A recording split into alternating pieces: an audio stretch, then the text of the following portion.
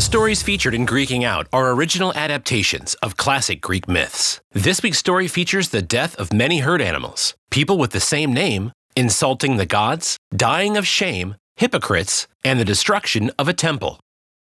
Welcome to Greeking Out. Our story today is about Ajax and Ajax. And yes, you heard me correctly, Ajax and Ajax. There are two people in this story named Ajax. Yeah, thank you for clearing that up, Oracle. Yes, our story is about two different guys with the same name who both happen to be fighting for the Greeks in the Trojan War. And they hung out together just to make things extra confusing. Funny story, when I was in 6th grade, I knew these two guys named Michael, and they were like best friends with each other, and everybody called them Mike and Mike, which I now feel was like a totally missed opportunity to go by like the Micketies or the Mike guy, you know? Anyway, back to the Ajaxes. There were two of them, and they were called Ajax the Greater and Ajax the Lesser.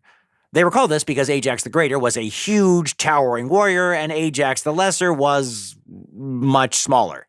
It is rude to make comments about people's bodies when referring to them. Yeah, that is true. It wasn't very polite, but they were both respected warriors in their own right, and, spoiler alert, neither one of them made it home from Troy alive. Very few of the Greeks who fought in Troy made the journey home safely. As a side note here, we're calling them Ajax, but in Greek, it would have been something like Ajax, because there's actually no J in Greek. As a fighting pair, Ajax and Ajax were called the Ajaxes. See what I'm talking about? Mike, that's what I'm talking about. It's such a cool name. Think about it. Wherever you guys are, Mike and Mike, the Micketies. Come on. Anyway, this first story is all about Ajax the Greater, Odysseus, and the armor of Achilles. Now, in order to really understand the story, it'll help if you think back to our previous episodes about the Trojan War and Achilles. Achilles was the most famous warrior in all of Greece. He was basically invulnerable, and all of the other Greeks looked up to him. He was eventually killed on the battlefield when Aphrodite guided an arrow shot by Paris towards the only vulnerable place on his body, his heel. In the original version of the story, Achilles' heel was not his weak point. Hold on, wait, what? Achilles didn't actually have an Achilles heel? In later, still ancient traditions, he did, but the very first versions of the story did not include a weak heel. Oh, I see. Okay, well, that actually makes perfect sense because this whole story is about his armor, and really his armor plays a pivotal role in the story, and why would he need armor if he was invulnerable? Exactly. Yeah, I get it now. I mean, Achilles was such a great fighter and he had such good armor that he was invulnerable. In fact, the armor he had when he died was made by Hephaestus himself. Now, as you may recall, the set of armor that Achilles had at the beginning of the Trojan War was worn by Patroclus. He kind of stole it from Achilles, and Patroclus was killed in battle, so that armor was taken by Hector as spoils of war. So Thetis, Achilles' mother, asked the gods to make her son a newer, fancier set. Thetis was very worried about her son. Yes, she was. And she just wanted the best protection available for him, basically. But unfortunately, as we all know, he died during the final battle to take Troy, and after all was said and done, there was still the question of who would get the honor of owning Achilles' armor. Thetis, Achilles' mother, didn't want to keep it, as it would remind her too much of, her son and what she had lost. So she asked for it to be given to the bravest Greek warrior in honor of her son. Well, obviously, all of the soldiers wanted this armor, but some of the frontrunners for the contest presented themselves immediately. Ajax the Greater and Odysseus. Odysseus is often known as the cleverest of the Greeks, but he was a good warrior, too. Right, and he was also pretty brave. In fact, he and Ajax defended the body of Achilles on the battlefield after he was killed. Ajax picked up Achilles' body and brought it back to the Greek camp, while Odysseus valiantly fought the Trojans off so he could get away. So, it was kind of obvious that it had to be one of them, but, well, There was only one set of armor, so how do you decide who was the bravest, as Thetis demanded? Bravery is not a quantifiable quality. You can't assign a number to bravery. This contest is not well thought out. That is very true. You don't score bravery. I think that's something that the Greeks were struggling with too at this point, but it would have been easy to just give it to Agamemnon, the king leading the Greek army, but he wasn't the warrior that the others were, and everybody knew that. Still, it was up to Agamemnon to make the decision. Now, in some versions of this story, Agamemnon just chose right away based on who was less cursed. More on that later. But in other versions, he had the army vote on it. But instead, we're going to go with the most common version, which is what Agamemnon's advisor suggested, and that is that they should ask the Trojans who they thought was the bravest Greek warrior. Who would know bravery better than those who had to face it in battle? The old man told the king. You should seek out their opinion, but you must do it carefully. They must not know why we asked this, or it will taint their decision. So, the next night, as soon as it got dark, Agamemnon sent spies over to the Trojan camp. The two spies disguised themselves as Trojan soldiers and just, slowly joined the men around the campfire. So, how about those Greeks, huh? Crazy fighters, am I right? They said in a not-so-subtle way. I wonder which one is really the bravest. If you had to pick, is what I'm saying, The two spies expected a debate about this, but the Trojan soldiers all immediately brought up Odysseus. They admired Ajax's strength and skill, and they admitted that he was a better fighter than Odysseus, and that actually just made Odysseus seem braver. He didn't have the natural gifts that Ajax had, and yet he put himself in harm's way just as often. Well, when the two spies returned to Agamemnon and told him what they had learned, the king's choice was obvious. He gave the armor of Achilles to Odysseus. In all versions of the story, Odysseus is proclaimed as the bravest of the Greeks. Ajax the Greater did not like this development. Oh yeah, Oracle, that is the understatement of the year. Ajax was furious. It was my strength and my skill that saved our entire fleet, Ajax said. It was me who fought and defeated Hector in a friendly duel. And doesn't anybody remember the rock thing? What about the rock thing, huh? How could you forget that? It's a huge rock. Ajax was not wrong. He did all of those things. Yeah, we've spent a lot of time talking about Odysseus and not a ton of time on the Iantes of the world, so we're going to make up for that a little bit right now. On the battlefield, Ajax the Greater often had the other Ajax right by his side, as well as his half-brother behind him, taking down enemies skillfully with a bow and arrow. Ajax was so skilled as a fighter that the great bronze-armored Trojan prince Hector actually challenged him to a duel one-on-one. It was a close contest. Both warriors wound up with broken spears and dented shields, but ultimately, the gods themselves put a stop to the fight. Hector even gave Ajax his prized sword as a way to acknowledge the man's skill in battle. Later, when the Trojan army outflanked the Greeks and attempted to burn their ships to the ground, it was Ajax the Greater who almost single-handedly held them off. And then there was the time that Hector was back on the battlefield leading the charge, and Ajax struck him down by hurling a giant rock at the Trojan prince.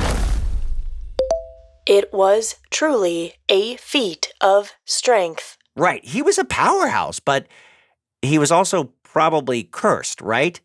He is definitely the least cursed of the Iantes. Okay, yeah, that's a good point, but we haven't gotten to the other Ajax yet. Ajax the Greater was such a good fighter that he didn't believe he needed help, even from the gods. At one point, when Athena offered to help him during battle, Ajax told her no, that he didn't need her help. He is in his Arachne era. Yeah, I'm not exactly sure what that means, but this is similar to the story of Arachne, where she insisted that her skill was due to her own hard work and not given by the gods. That was a bold statement, and Ajax may have actually offended Athena herself. And what is the number one rule in Greek mythology? Don't insult the gods. Exactly. Don't insult the gods. Well, Ajax the Greater was a force to be reckoned with, and at this point, he was very surprised and hurt and angry that he had not been awarded the armor of Achilles. So Ajax immediately began plotting his revenge, filled with the same kind of rage that caused Achilles to abandon his Greek cohort in their time of need. As Ajax sharpened his sword and spear, he started to plan in his own head, trying to decide if he should challenge Odysseus to a duel immediately, or if he should call out Agamemnon first and then fight Odysseus. And what about Menelaus? Was he going to step in? He didn't really know.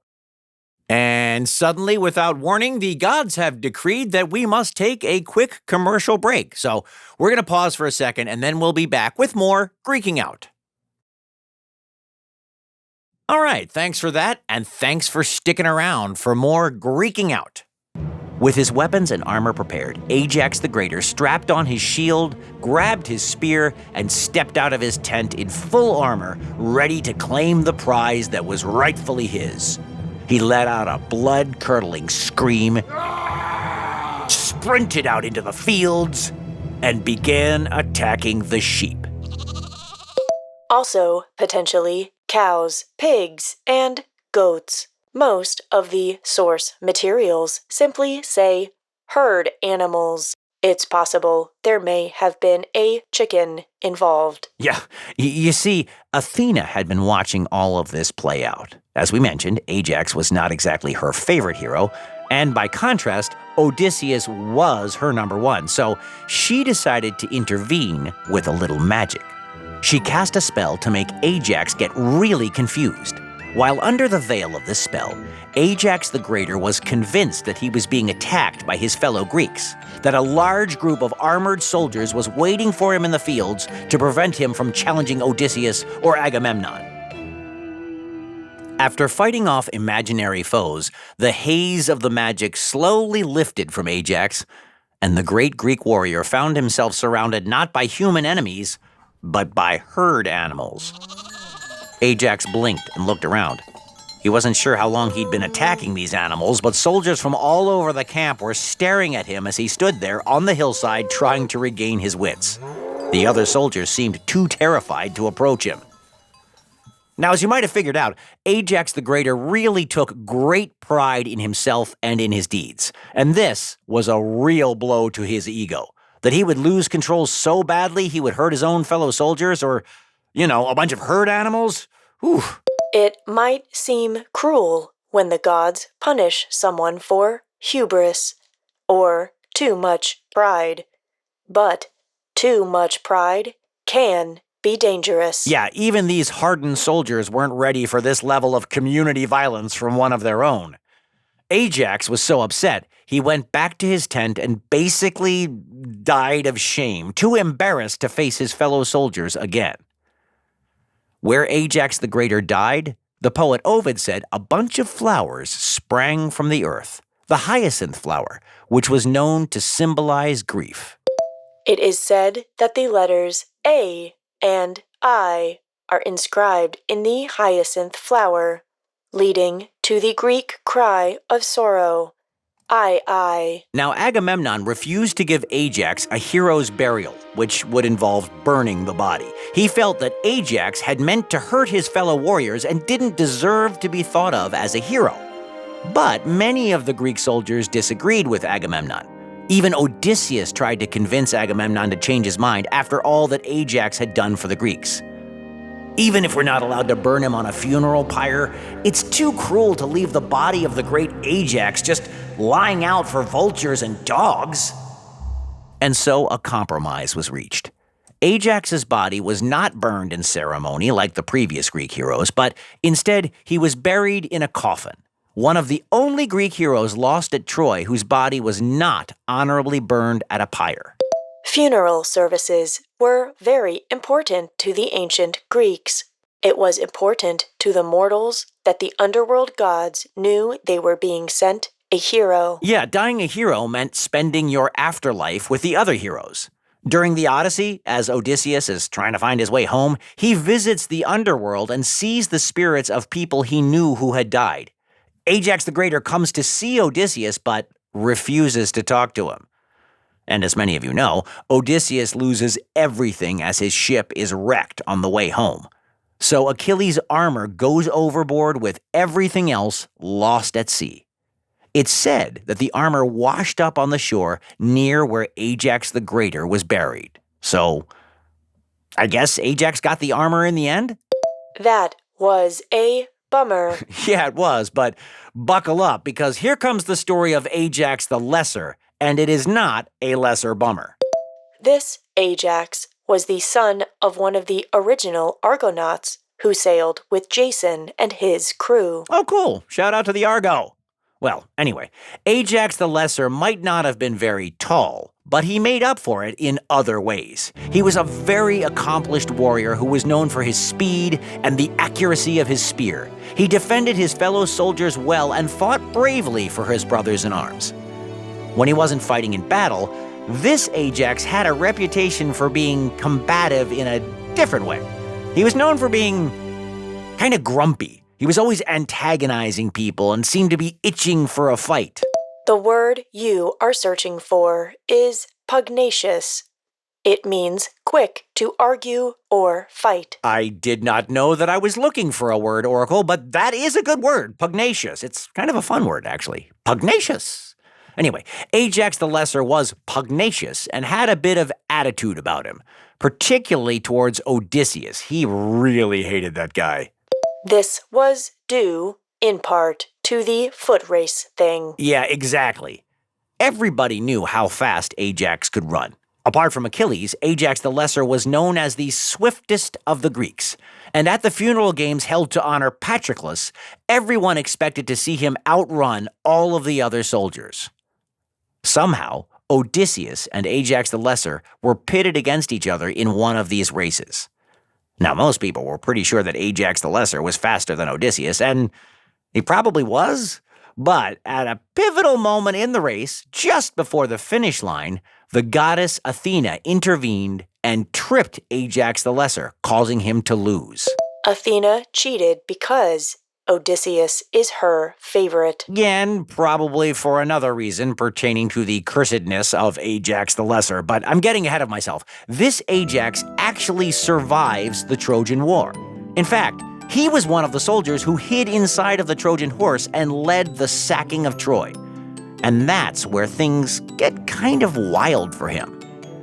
If you listen to our Trojan War episodes, you know that the sacking of the city of Troy was truly horrible. It was so violent and led to so much death and suffering that the gods themselves turned their backs on the Greeks for what they did. Well, one of those Greeks was our buddy, little Ajax. In fact, he did the thing that made the gods the angriest. He is more commonly referred to as Ajax the Lesser. Yeah, but I think I'm going to call him Little Ajax just to make it easier on myself. Or maybe Ajax the Short King. He does not deserve to be designated a short king. Okay, fair enough. I'll stick to Little Ajax. But anyway, now, Little Ajax had a head start on most of his colleagues because he was so quick, and he got to the killing and pillaging first. And keep in mind, this was a bunch of heavily armed soldiers moving through a mostly defenseless city and stealing and killing just about anything in sight. It was an awful time and not a really good look for the Greek heroes. A war crime is a violation of accepted international rules of war or international humanitarian law. Yeah, this is kind of war crime territory we're talking about here. Little Ajax even went so far as to steal from the temple of Athena. You should not steal from the gods. It is a big no-no. Ajax not only stole gold and other precious items from the temple, he also stole people. He found Cassandra, prophet and daughter of the Trojan king, clinging to the statue of Athena and praying for the goddess's protection. Now, Cassandra was in a temple dedicated to a god, and in the Greek tradition, everyone, even soldiers, were supposed to respect that space. But even though the other Greek warriors were told what he had done, Ajax the Lesser decided to just deny. I didn't do anything wrong. I was never even in that temple. I don't know this Cassandra person. Cassandra who? What? What are you talking about? Ajax the Lesser even sought sanctuary at a temple to shield him from the other Greeks. A hypocrite is someone whose actions contradict their stated beliefs, like someone who prays at a temple for safety after disrespecting a temple. Right. At the end of the day, the other Greeks couldn't do anything to him because they, at least, would not desecrate a temple. Ajax the Lesser wasn't really punished for his crime. At least, not at first. Athena, of course, was furious. She did what she could to make conditions miserable for the Greeks. She called for winds and rain to make their journey home more difficult. She actually called up some pretty impressive storms. As Ajax the Lesser was making his way back home, his ship ran afoul of one of these massive storms, and maybe that's why he and his crew weren't prepared for the whirling rocks they sailed right into. These are different whirling rocks than the other whirling rocks we have talked about before. They are called the plankti. Right, we've talked about the Symplegades in the past, but these are different because they have a different name. Whatever you call them, they did a number on Ajax's ship. It was smashed to pieces. But Poseidon, for some reason, decided to help Ajax out. He actually intervened and saved the lesser Ajax, leaving the soldier clinging to one of the rocks, barely alive, but still alive. And then, of course, Ajax turned it around and never tested the gods again, right? This is a lie for comedic effect. Ajax continued to disrespect the gods. Oh, he sure did. Yeah. As the storm began to subside and the weather began to clear, the lesser Ajax realized that he was going to survive. Despite a violent storm sent by Athena and the harrowing shipwreck, somehow Ajax had managed to stay alive, and he was suddenly energized. Is that the best you got? He yelled at the sky. I'm still here, even though the gods keep trying to kill me. There's no stopping little Ajax. I'm the man. That's right, I'm the man. This seems unwise. Yeah, especially because Poseidon had just saved him. So, with one mighty poke of his trident, Poseidon cracked the rock that Ajax was clinging to, and the soldier fell into the churning seas with the weight of a boulder on top of him. Some legends say that the body of Ajax the Lesser eventually washed up on the island of Mykonos and was buried by the sea nymph Thetis. And so that was the end of the two Ajaxes. Neither one of them knew when to give it a rest, and neither one of them was a super nice guy, really. I guess if we've learned anything, it should be that having too much pride can kill you. And don't steal people. Yes, right, and don't steal people, exactly. Also, don't disrespect the gods, and don't be a sore loser. Actually, we learned a lot in this episode. It's a good one. Okay. Thanks for listening. One more episode left in this season, and it's a monstrous one. Freaking out, gods and heroes, amazing feats. Listen and you'll see it's freaking out. This episode of National Geographic Kids Greeking Out is written by Jillian Hughes and Kenny Curtis, and hosted by Kenny Curtis, with Tori Kerr as the Oracle of Wifi. Audio production and sound design by Scotty Beam, and our theme song was composed by Parry Gripp. Emily Gamin and Giovanna Alaimo are our producers, and Emily Everhart is our senior producer.